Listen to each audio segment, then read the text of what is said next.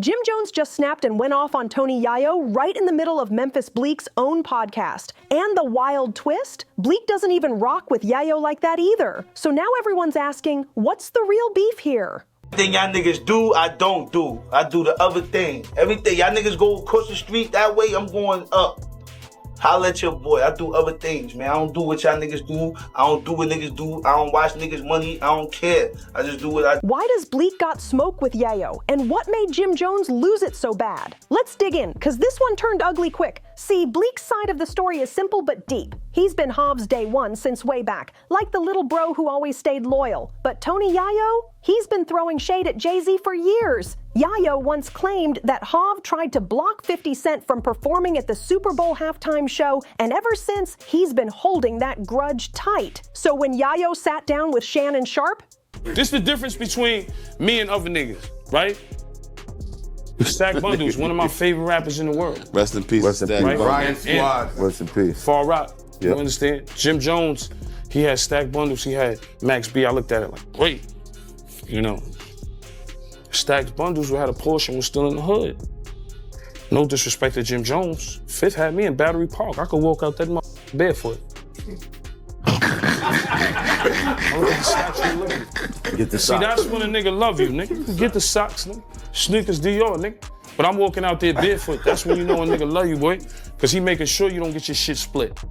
Cause you go back to 134, anywhere, Baisley, right, Brooklyn, pew, shit get split. Once I got shit, nigga shot my shit up. Bentleys and all that. Y'all can get that sneaker, just toss that over there. My shit's official. You know what I'm saying? Yo, look, but nigga put me in position. Rest in peace of Stack, but Stack got killed in the project with a Porsche. Yeah. Nigga, come on, nigga, I'm from the hood, nigga. Y'all niggas thought, nigga. I done been around the Black Justice and seen the Preems and all that, nigga. The E-Money bags, all that, nigga. The younger niggas under that. So with everything you Maserati Fox. Real nigga, huh? So with everything that you saw, what would you change? I just pray to God every time I leave the house. But what would you change? Change what? Pass the cup. I heard you talk about all the shit you went through, all the shit niggas is still going through. What Yeah, God, one of them cups listen, just for what the God ass got planned for you is planned for you, brother. God already know what's planned for you in life. God planned for you to come here and spaz on y'all niggas tonight. I spaz? I'm just saying it was a plan. I mean, I do be on some Hollywood shit in Europe. I gotta stop. Yeah. Something like, yo, stop talking about Europe. I don't, like, when you come here, you gotta deal Don't with treat niggas. Vlad like that, bro. See how niggas is? See how No, I niggas had is, nothing to do bro? with Vlad. He ain't treat Vlad do with like Europe. this. He ain't I treat do Vlad things, like you have to this, do with my Europe. nigga. When you go to he didn't hold back at all. He went straight at Jay-Z, calling him a hater who never helps nobody win and don't put people on. Then he even took a swipe at Bleek, saying, look at Memphis Bleek. He not shining. He not winning. Jay-Z don't take care of him like 50 take care of me. That one comment set the internet on fire instantly. But here's where it gets real crazy. Arguing over who got the better sugar daddy is wild behavior, man. That's not how real ones move. I was always told, you can't feed your family off another man's plate because the day he stops serving you, your whole crew goes hungry. This whole, yo, 50 takes care of me more, or Jay does more for me. Talk is wild. Real men handle their own business, period. I want to say this. The problem is, when she was on the show, she had said that she had heard about you wasn't giving Stack money, but people don't know that when Stack asked you for the bread, you were going to the bank. I think the bank was closed. Something happened, because me and Bino talked about it. I remember being there, and you was going to give him more money after the money he spent because we was on tour. He like, Yeah. geez, I spent all that tour money, geez, I on Pop, remember. I bug it. Whatever he did, brought another Porsche, BMW. He like, yo, Pop, geez, you said a closed mouth don't get fed, geez, I'm Pop, geez, I'm hurting. It's a fact. And when I told him, I said, yo, go get 25 grand from the bank tomorrow. He like, oh, yo, what's up with that Wrangler truck? I'm like, I left that shit in Brooklyn. I don't even want that shit. I don't even know what block it's on. Matter of fact, it's by the car shop where I got the Maserati from. He like, you let me get that, geez. I'm like, go take it. You probably got to get a new key. He like, oh, I'm going to go get that tomorrow, geez. You different, geez. And we all know the rest of the story. Why do you think that people have this misconception of what happened? Why do you think even her? Why do you think that, where did that come from? Nobody likes to hear the truth. Because we were there. Bino get mad all the time. And he gets offended And he was one of the people that called me. He was like, that's not true. They think that, what they think is that Stack asked you, he told you he wanted to leave. They said that Stack told you he wanted to leave, he wanted to move, and you didn't move him out. But that's not true. You want to hear that story? All right, for Stacks and them, I was about to buy Stacks, the kid Max and Melly, a whole brownstone in New Jersey. None of them wanted to leave the hood. And I was not about to waste my money. And that was what I offered them. I went shopping for the shit and all that type of shit. Yeah, we remember that, right, Bass? We remember that. Shout out to Bass. I remember the conversation. And I'm like, yo, you bugging. You want to, like, yo, you could go to the hood every day, but you're going to be living in Jersey. Like, you're going to be living better than, like, you heard? And you don't have to worry about paying for no rent or nothing like that. I'm just trying to get you niggas out the hood. Melly, too. Melly ended up getting shot, right? Like none of these would listen, and everything that happened that you know can happen in the hood end up happening and shit like that. You know what I mean? But everything to try to protect them for what I know could have happened to them, I tried. You heard? From getting all of his cars to getting all these everything. You can imagine everything. Private jets, Miami, hundreds of thousands in one weekend, 2 tour buses, Atlanta, like. Cannot front on how I had my boys moving. And I'm only talking about this because you was there. And you and Stacks were best friends. Were Bino, couple others and shit like that. Other than I don't even talk to people about Stacks and what went on. But we was setting it out. It was not on our level when we was moving. And no. If your homie looks out for you, cool. That's love. But bragging about it? That's a weird flex, no doubt. Yayo's whole angle was trying to call Jay-Z selfish, saying he never helps anybody, only moves for himself. Well, a lot of, me from the hood, so people look at Bleek and don't understand the business he's doing. They always look at Jay like, oh, yeah. But that's why, that's why you got like Yayo talking about, Jay don't take care of I don't need Jay to go on tour. Yo, smoke hard coke, Yo, chill. You look like you need to be taken care of. You look like you need to go to the dentist. You need to look like you need to brush your teeth. You look like you need hygiene. You look like you need help. Tell your man 50 send you an ounce or something, You do need that might help. need 2 ounces, nigga. That's why Pay the full movie. I got a G for every bump in your face, nigga. I promise you that, nigga. I promise you that, nigga. That's why he worried about Peon, you broke, nigga. You know See? I got it, nigga. What's up? The ain't bag nobody, is up. The bolsa. Hey, yo. Hey, Flea, where the bolsa at, Flea? Let me finish that off. Ain't nobody taking care of over here, B. Yo, nah, you good, my nigga. I fucking love it. They deserve it. They need to hear this shit, man, because they bugging out here. All these niggas worrying about who taking care of who. We take care of we. Ain't no who nigga. Take care of who, nigga. You know who doing it. We live. We getting money. Nigga. We take care of everybody, nigga. We take care of each other, nigga. That's a fact, my G. But linking back up with you, Jim, we missed out on a lot of opportunity, bro. But we ain't gonna miss it out going forward. We need to put some pain together, bro. But the way he said it came off crazy, like he was flexing about who's getting spoiled the most, and that's a strange hill to die on. So when Memphis Bleek pulled up on Drink Champs, he couldn't just let that go. He had to speak up and set the record straight. According to Bleek, there was never deep beef between him and Yayo before this. They'd been around each other, same rooms, maybe even done a little work together. But after those shots Yayo threw, like I just said, we just came back off tour. Yeah. With Fifth, and we still touring, still. And I do my own tours too for people. Yo. You see, I do my own tours. I did tours in Canada. I did a tour across the whole Germany and the Swiss Alps. And that's why I don't care about the hate. Cause I'm like, I got the possibility to do my own tour. Like something with Memphis Bleek. Memphis Bleek said Nori. Yayo said Jay-Z didn't have us on tour like he did, or I eat my own halal. I eat my own halal too. If you want to say that, to Memphis Bleek, I just came off my last tour. All I'm saying is when you see Jay-Z in setting, he never really, when he's doing a Beyonce show or whatever, you don't see Memphis Bleek on the stage and him being brought out. Even if I'm doing the hype man shit with 50, he's bringing me out. I'm making money.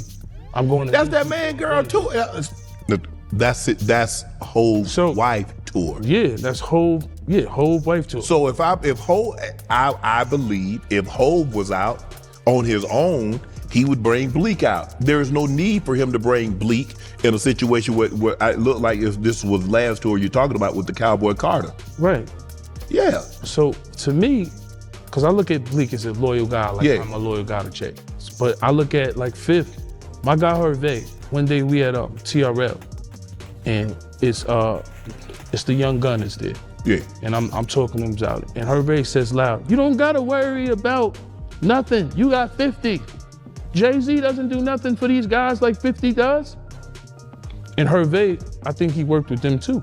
But he said that to me, and that always stuck in my head. Rest in peace to him. Yeah, that changed everything fast. There's tension now, not all-out war, but Bleek's clearly got something to get off his chest. He didn't flat out say it, but the message was clear. Memphis Bleek basically said, man, forget Tony Yayo. Straight up. But the twist is, Yayo's always been that dude who calls people out for not looking after their crew. That's been his thing since day one. And that same energy is what just sparked his new issue with Jim Jones. Now, anybody who remembers the G-Unit versus Dipset days knows how messy that was. 50 Cent, I seen something Tony Yayo said, Hov don't look out for me like 50 look out for him. Oh, where he said that? I just want to clear that up. Hov don't have to. All right. You know what I mean? All right, okay. I'm chewing aloud on my own. All right. If Hov look out, I'm telling you, I'll be up there. Right. So when y'all see me out here, that's the Blizzle budget. But back to you, I'm sorry for cutting you off, but I just want to let niggas know Hov don't have to. Right. So, Cameron, Jim Jones, pure chaos. Most folks thought that drama was buried years ago, right? Wrong. Over the past couple of years, Yayo and Jim been reigniting that smoke. Only this time, it's way more personal. When Yayo sat down with Math Hoffa, he dropped a serious claim that had everybody's jaw dropping. Tony Yayo dropped a bomb when he said Jim Jones left Stack Bundles in the hood to die. That's a heavy statement right there, and it hit deep. According to Yayo, Jim didn't take care of Stack, and that neglect might have played a part in what happened to him. That's not just gossip. That's a serious accusation that shook hip-hop fans to the core. Now, if you don't know who Stack Bundles was, let's rewind for a second. Stack wasn't just another rapper. He was one of Jim Jones's day ones. Signed under Jim's wing, riding with him on tours, soaking up the game, learning the ropes. The streets loved Stack. He had the voice, the look, the swagger, everything. But still, people been saying for years that Jim didn't do enough for him when it really mattered. Stack Bundles lost his life in the same hood he was trying to rise from, and that pain still echoes through the culture today. Stack never left the block, and that's where things get complicated. See, I always tried to give Jim the benefit of the doubt, because truth is, nobody outside really knows what went down between them. Sometimes you can pour into somebody, give them every tool, every shot, even throw money their way, and they still don't move. I've seen that with my own eyes. You can't want success more than the next man does for himself. That's what the Jim and Stack story started to sound like. One man trying to help, the other stuck in his ways. But not everyone saw it that way. People started dragging Jim hard, saying he took Stack's whole style, the way he dressed, talked, moved, everything, and ran with it after Stack passed. And let's be real, Stack Bundles was that guy. If life hadn't been cut short, he would have been sitting front row at Paris Fashion Week right next to ASAP Rocky. No question about it. His influence was that strong, but critics kept screaming that Jim took the sauce and left the man behind, and that made it even messier. Jim, on the other hand, never folded under the pressure. He's always stood firm, saying it's not true, not even close. According to Jim, he tried everything to pull Stack out the hood, gave him money, tours, opportunities, connections, everything he could. Jim said Stack just refused to leave, and that's what cut the deepest. Jim Jones swears he never abandoned Stack. He just couldn't drag him away from the streets, no matter how hard he tried. That's the story Jim still stands on to this day. During that interview, he got real emotional, snapping at anyone who even mentioned Stack Bundles' name. You could see the pain all over his face. That topic cuts deep every time. Now back then, Tony Yayo hadn't even spoken on it yet, but it's easy to understand why Jim was heated. Stack wasn't just another artist. That was family. This wasn't business to him. It was personal. I can't say what's 100% true, whether it's about that rumored $25,000, the GWA talk, or anything else, but one thing's for sure, Jim takes anything tied to Stack straight to the heart. So when Yayo brought Stack's name into the mix, Jim took it like a slap in the face. And when he sat down with Memphis Bleek and Yayo's name came up, Jim completely lost his cool. Bleek tried to keep the vibe calm, but Jim wasn't having it. He unloaded. He made it clear that he's far from broke, his team's eating good, and this whole back and forth about who got the better sugar daddy is pure nonsense. But here's where things got twisted. Jim started flexing, talking big about his money, his cars, his lifestyle, his wins, comparing all that to Yayo's world. But that wasn't even Yayo's point in the first place. Yayo never said Jim was broke, not once. He actually gave Jim his props, saying, Jim is good. His real point was that Jim's circle didn't look like they were eating the same way he was. He was calling out how Jim's homies don't look up, don't seem on, and that hit a nerve. If Jim had really listened to that part instead of taking it as a money insult, maybe things wouldn't have spiraled like this. But once that pride kicked in, it was over. Jim wasn't trying to hear reason. You could see it in his eyes. That switch flipped, and he was in full defense mode, ready for war. Jim felt like Tony Yayo was trying to clown him in front of everybody. And if there's one thing Jim Jones don't play about, it's his name and his crew. He snapped fast, shouting, "Ain't nobody feeding me. I built this from the ground up." You could feel the fire in his voice. He made it loud and clear. He's not living off anybody's plate. Not Jay-Z's, not 50's, not nobody's. Everything he's got, he earned with his own grind and hustle. But instead of cooling off, Jim turned the heat all the way up. He doubled down and started calling Yayo out directly, saying he's way too attached to 50, always hiding behind his boss's shadow. That's when the energy in the room flipped hard. It stopped being a chill podcast convo and turned into straight tension. Bleek tried to keep it smooth, tried to steer things back, but Jim was gone. Emotions took full control. And honestly, this wasn't even just about Yayo anymore. This was years of frustration boiling over. All the comparisons, the side comments, the "you ain't taking care of your people" talk.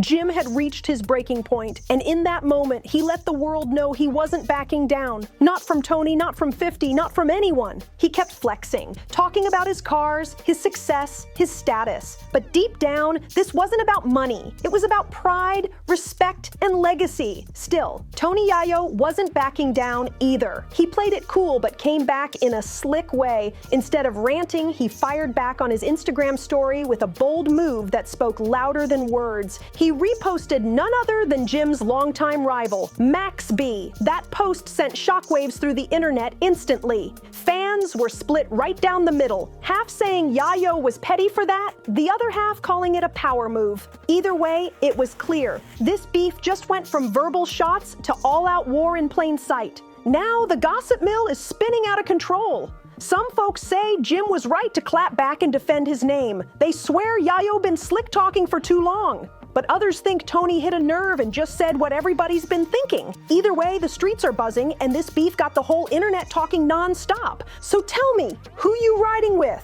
Team Jim Jones or Team Tony Yayo? Drop your thoughts down in the comments, because this drama is only heating up. And before you scroll out, make sure you subscribe to Gossly, smash that like button, share this video, and keep the tea flowing, because this story is getting juicier by the minute.